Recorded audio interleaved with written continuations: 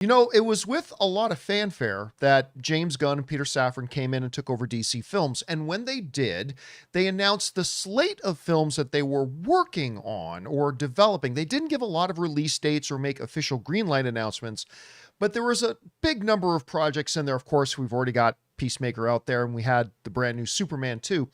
But one of the projects that they said they were going to work on that got a lot of people interested was The Authority.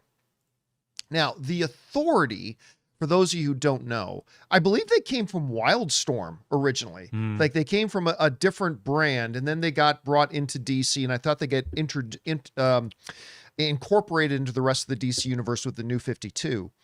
But The Authority is basically, well, in many ways, kind of the boys. Yeah. Except they're good guys, sort of. They're just a team, which, by the way, included the engineer who was in the Superman movie. Right. They're a team that just basically is achieve our goals through any means possible. And if that means we have to overthrow governments, so be it. If that means we have to take out some villains, so be it. It was once described that like Superman even kind of helped assemble a new version of the Authority to help deal with situations that might be a little bit outside of the Justice League's purview. And a lot of people were kind of excited about that. However, we haven't heard a lot of development. And now it seems we've gotten some bad news, as James Gunn has basically let everybody know they're not going to do The Authority anymore. This comes us from the folks over at IGN, who wrote this. In a series of posts on Threads, Gunn said Booster Gold is still in development, and Paradise Lost, that's the Themyscira Wonder Woman universe movie that they've been working on, or series they've been working on, is in extreme development, which suggests the latter is further along. Gunn is busy on production, of course, for next year's Superman sequel, Man of Tomorrow. He's not writing either of those. But it's bad news for The Authority, though. Gunn explained why the movie has fallen by the wayside. He said this: the script wasn't quite there, but more importantly, it didn't work in terms of the larger DCU, both in terms of the story and practical concerns. Maybe someday, but not soon. Maybe someday they'll come back to it. He's not saying that they will. He says maybe someday they'll come back to it, but it won't be anytime soon. All right. There are two sides of my brain, to be honest with you, of how I look at this. On the one hand, a little bit disappointed. I mean, look, I'm not going to sit here and pretend like The Authority was one of my most anticipated projects coming out of DC, but it was something I was interested in. So I'm a little bit disappointed on that. But here's the thing. James Gunn has always said from day one, we are not going to greenlight or date movies until we have a script we are 100% confident in and that is 100% there. I mean, remember, James Gunn was at Marvel, and he learned a lot of lessons from Marvel, because as successful, wildly successful as Marvel has been, you know, they've also had a situation like Blade. Right. Where they like literally brought Mahershala Ali out on stage. Now, we're doing a Blade movie, set a release date for it and all that.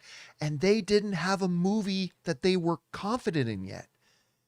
And the result has been 6 years of asking, where the hell is Blade? Where the hell is Blade?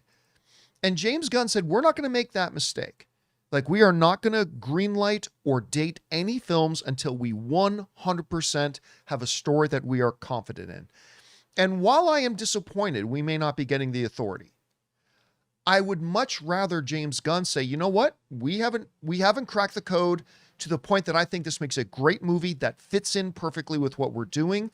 It is one of the ones we were taking a shot at, but it hasn't gotten there. So you know what? We're moving on. I would much rather have them do something like that than just say, well, I really want an Authority movie, so let's just make it regardless of how good or bad it ends up being. That's what AT&T Warner Brothers did with DC. Right. And we saw the results of that. We saw what happened there. A string of movies that never made over $300 million. A couple of movies they made didn't even make $200 million. No, and Marvel was flirting with that strategy under, I almost said paycheck. Yeah.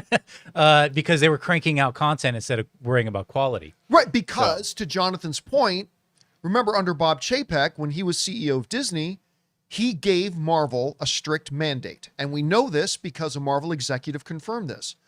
Bob Chapek's mandate to Marvel was produce as much as you can, as fast as you can. Right.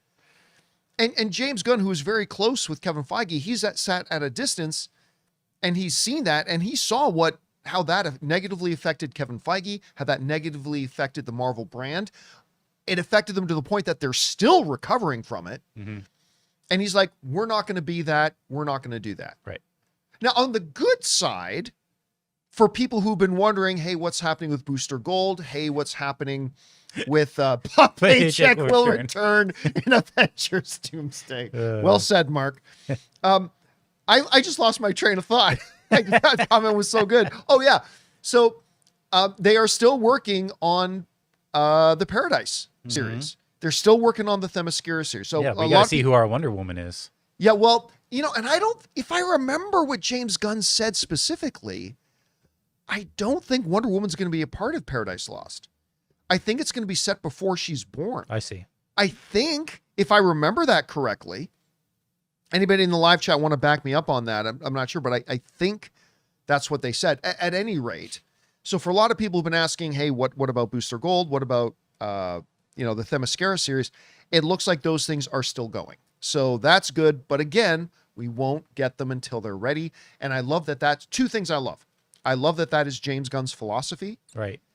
And I love that under a Warner Brothers that isn't controlled by AT&T, Warner Brothers is not pressuring him to do anything. It's like, yeah, you make your movies when you're ready and they're ready to be made. And I think it also opens up the slate for, let's face it, the bigger tier characters, and people are calling for it. It's like they're already taking a swing with Clayface, and I love that. But are we going to go Clayface and then roll into Authority? Like, shouldn't we have some of the bigger players? Like, we're getting Superman, but we haven't even had a Wonder Woman. We haven't had a Flash movie. We haven't had a Batman movie. So I think this allows them to concentrate on their Hell, we haven't even met Batman or Wonder Woman. We need our so-called pillars. Yeah. So now, again, I don't think they should only start by bringing out all the big ones. I like that they're mixing it up. I like that we had Peacemaker. I like that we're getting Clayface. But you can't go like 4 projects in a row with all unknown characters. Like, you're right. I think they need to mix it up, and I think that's what they're going to do. Anyway, guys, question is for you.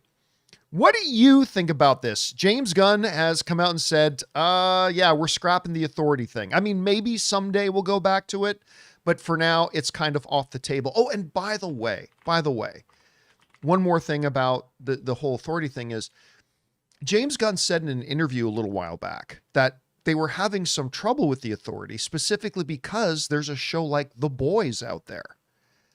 And his concern was, when you get a show like The Boys, which is excellent, but is clearly partially influenced by something like The Authority, it's hard to do The Authority without drawing comparisons to The Boys. Yes. And he's like, The Boys is already doing a certain sort of thing that's so good, it's presenting problems for us developing The Authority. And that was yet another thing. We want to take a second to thank a sponsor of today's video, Pocket Hose. Guys, I'm excited to tell you about the world's #1 expanding garden hose and their brand new product, the Pocket Hose Ballistic. As you guys can imagine, I'm not exactly gentle with my gear. I drag hoses across concrete over the pool, yank them around corners. I even coil and uncoil them all the time to put them in my camper van when I go out on my movie meetups. And generally speaking, a lot of them don't last. But the Pocket Hose Ballistic has been a totally different story for me. It's incredibly durable, super lightweight, and just makes the whole job easier. One of my favorite things is how simple it is to use. You turn the water on, it expands. Turn it off, it shrinks right back down to pocket size. And it's reinforced with a liquid crystal polymer, the same kind of material used in bulletproof vests. Plus, it comes with the pocket pivot, which gives you 360-degree rotation at the spigot, so it moves with you instead of fighting against you. And now, for a limited time, when you purchase a new Pocket Hose Ballistic, you'll get a free 360-degree rotating pocket pivot and a free thumb drive nozzle. Just text Campea to 64,000. That's CAMPEA to 64,000 for your 2 free gifts with purchase. Text Campea to 64,000. Message and data rates may apply. Anyway, guys, once again, question is for you. What do you think about all this? Were you looking forward to the Authority? Maybe you've never even heard of them and you're like, what on earth are they talking about? Whatever you guys think, jump down into the comments below and let us know your thoughts. Hey guys, thanks so much for watching this video. Make sure you like the video, leave a comment, and subscribe to our channel. And don't forget, we have a daily podcast called the John Campea Show Podcast, available on Apple Podcasts, Spotify, or your favorite podcasting app of choice. Go and subscribe to it today so it'll be there when you need it.